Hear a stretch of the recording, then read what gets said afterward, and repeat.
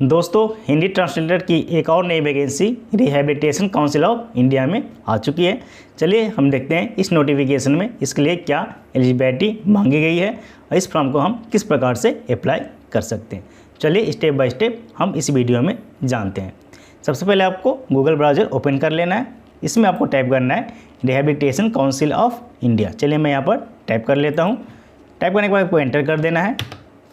Enter करने के बाद आपको फर्स्ट में मिल जाएगी www.rehabilicouncil.nic.in यानी रिहैबिलिटेशन काउंसिल ऑफ इंडिया। इस पर आपको क्लिक कर देना है। चलिए मैं क्लिक कर देता हूँ। क्लिक करने के बाद आपको होम पेज यहाँ पर ओपन हो जाएगी। इसका सेकेंड मिलेगा एडवर्टाइजमेंट, इस पर आपको क्लिक कर देना है। क्लिक करने के बाद आपको फर्स्ट में ही मिल जाएगी advertisement number 01/2022 application are invited for recruitment to the various regular post in the rehabilitation council of India New Delhi. इस पर आपको क्लिक कर देना है। चलिए मैं यहाँ पर क्लिक कर देता हूँ।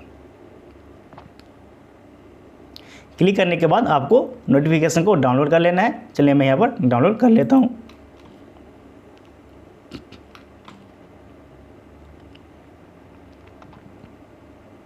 थोड़ा सा हम वेट करेंगे।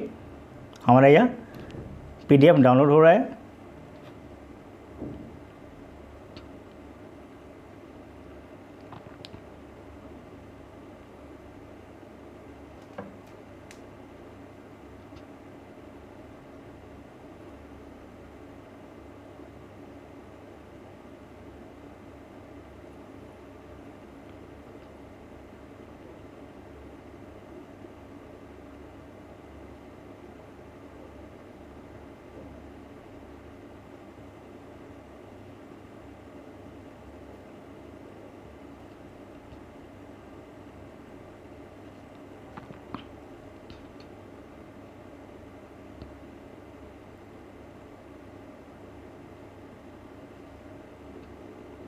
चलिए हमारा PDF डाउनलोड हो चुका है। हम इसे ओपन कर लेते हैं।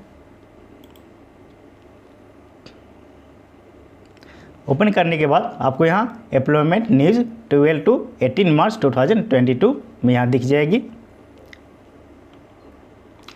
Rehabilitation council of India a statutory body ministry of social justice and empowerment department of empowerment of person with disability दिव्यांग यहाँ पर देखने को मिल जाएंगे।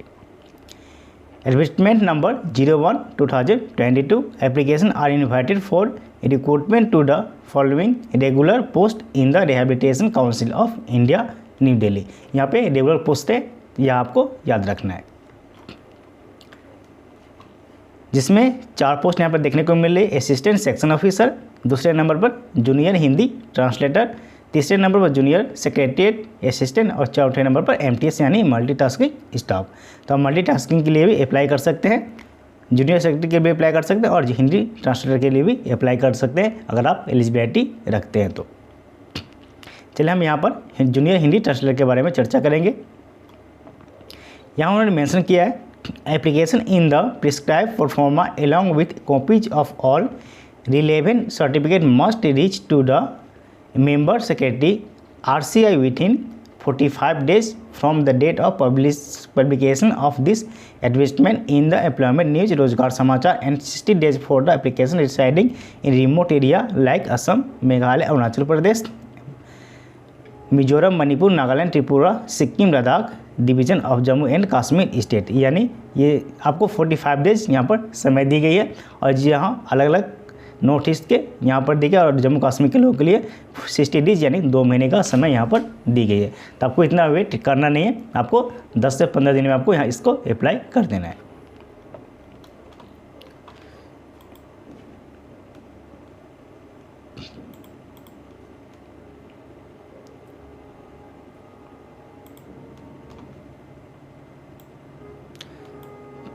यहाँ पर दे दी गई है 45 डेज तक आपको यहाँ पर समय दी गई। 45 डेज से पहले ही आपको अप्लाई कर देना है। आगे चलते हैं।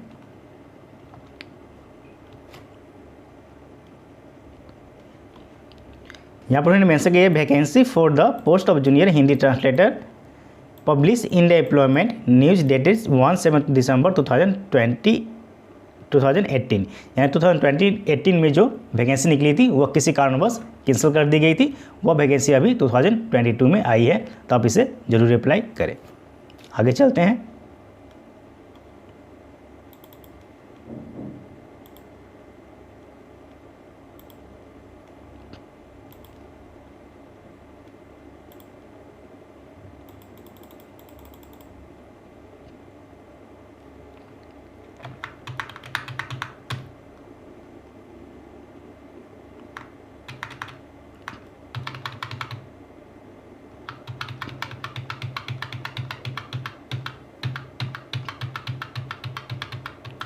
पहले नंबर पर पोस्ट है असिस्टेंट सेक्शन ऑफिसर। यह इसमें क्वालिफिकेशन में आपको एक्सपीरियंस मांगी गई है। चलिए इस पर हम चर्चा नहीं करेंगे क्योंकि एक्सपीरियंस सभी के पास होते नहीं है। दूसरे नंबर पर हमारा जूनियर हिंदी ट्रांसलेटर। चलिए इस पर हम देखते हैं।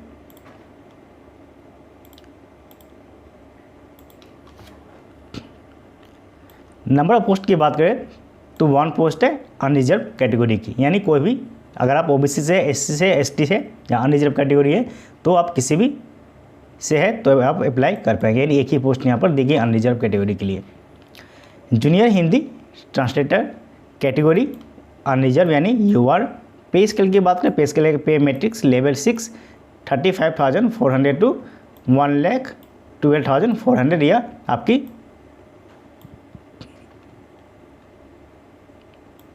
बेसिक सैलरी है। इसके अलावा आपको अलाउंसेस भी मिलते हैं।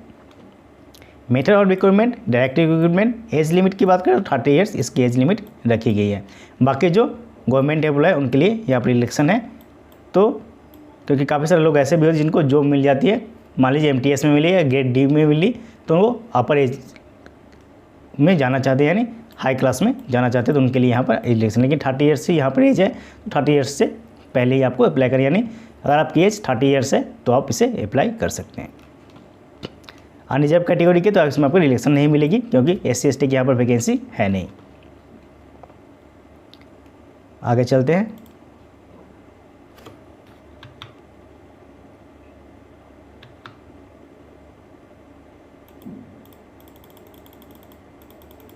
अब आते हैं एजुकेशनल क्वालिफिकेशन के ऊपर।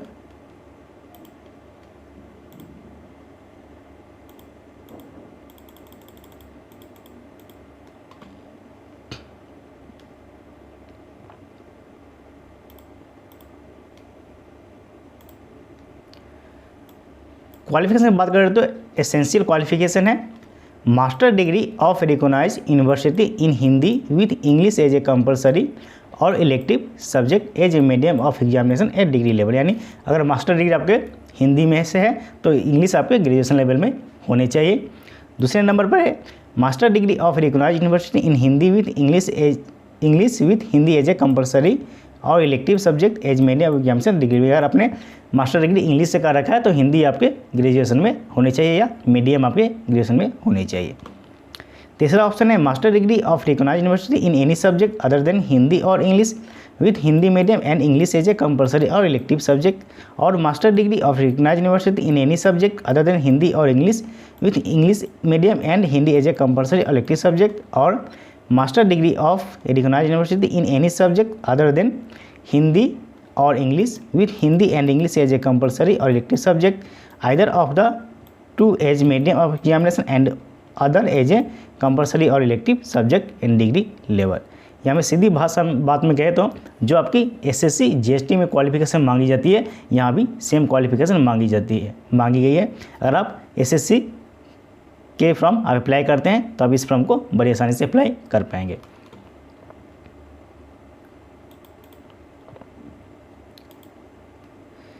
इसके अलावा आपको डिप्लोमा भी मांगी गई है।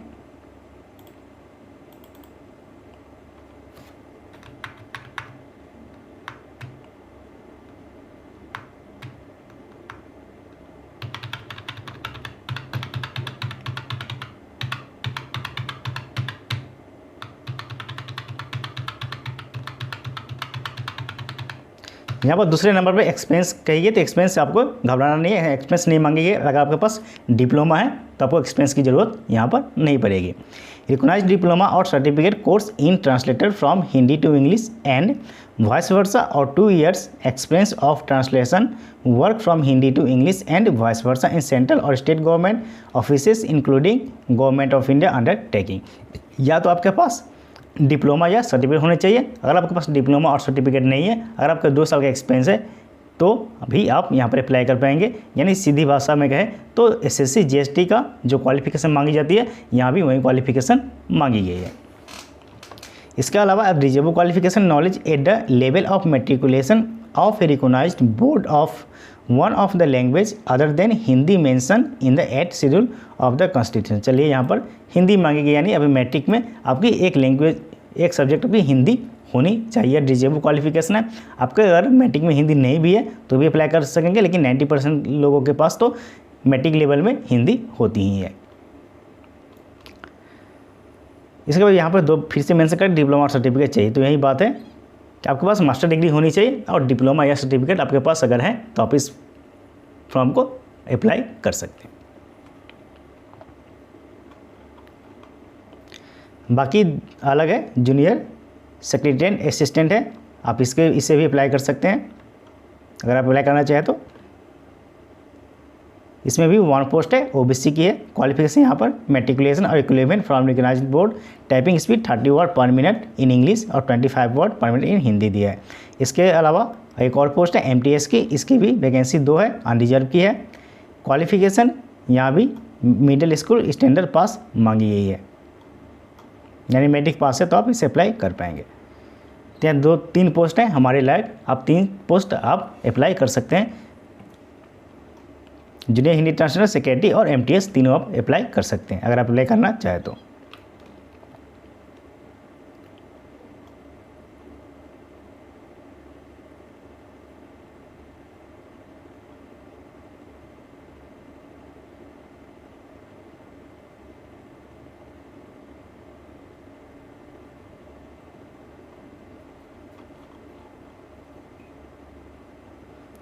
इसके बाद यहाँ पे फॉर्म दी गई है, यानी आपको इसे ऑफलाइन अप्लाई करना है, ऑनलाइन आप इसे अप्लाई नहीं कर सकते। यहाँ ऑफलाइन अप्लाई आपको करने होगा। Rehabilitation council of India format of application for deputation basis का, यह हमारे काम का नहीं है। एप्लीकेशन काउंसिल इसे आप प्रिंट आउट कर लेंगे।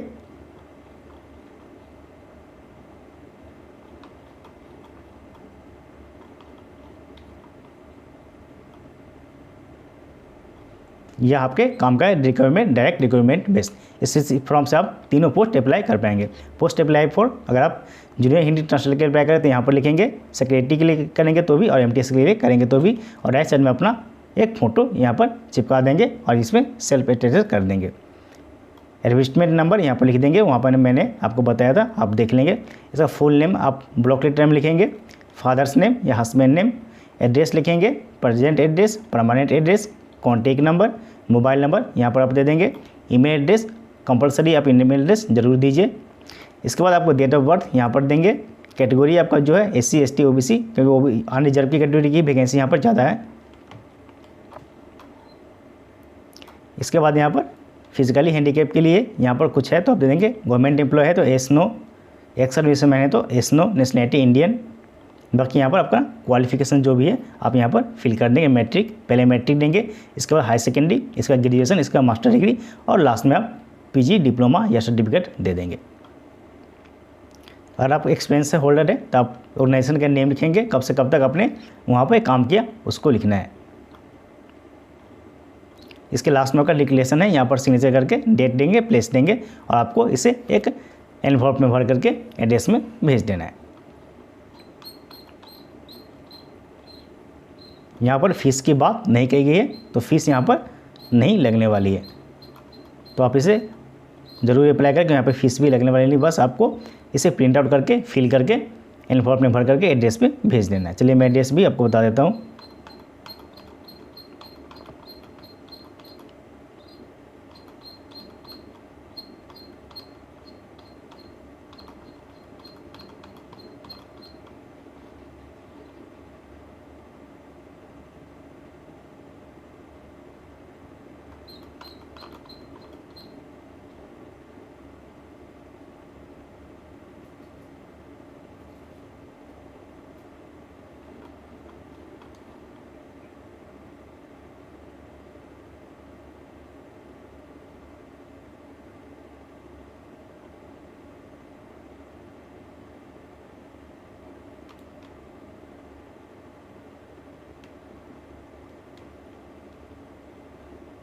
यहाँ पे पोस्टल एड्रेस इन्होंने मेंशन नहीं किया है, तो पोस्टल एड्रेस मेंशन नहीं किया तो आपको इसी एड्रेस पे आपको भेजना है। Rehabilitation council of India, department of empowerment of person with disability, B22 Qutab institutional area, new Delhi 111016, इसी एड्रेस पे आपको भेजना होगा। तो यहाँ पर उन्होंने एड्रेस अलग से मेंशन नहीं किया गया।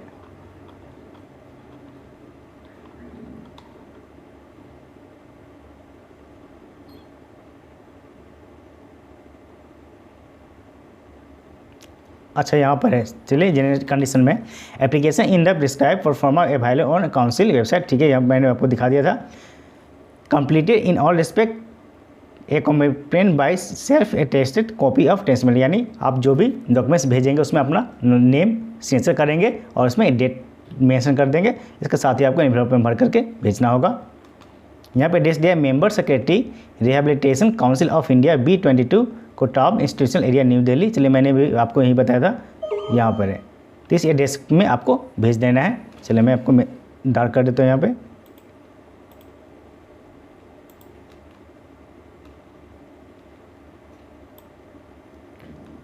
Member secretary rehabilitation council of Qutab area, new Delhi, ये एड्रेस आपको एनवेलप में भर करके आपको एनवेलप को भेज देना है। यानी इस फॉर्म को प्रिंट आउट करेंगे, प्रिंट आउट करने के बाद इसे फिल करेंगे। आपका जो भी डॉक्यूमेंट्स हैं मैट्रिक से लेकर पोस्ट ग्रेजुएशन तक सभी पे आप अपना सिग्नेचर करेंगे और सारे को एक खाम में भर करके आप इस एड्रेस में पोस्ट कर देंगे। बाकी यहाँ पर फीस की बात नहीं कही गई है, तो फीस आपको यहाँ पर पे नहीं करनी है।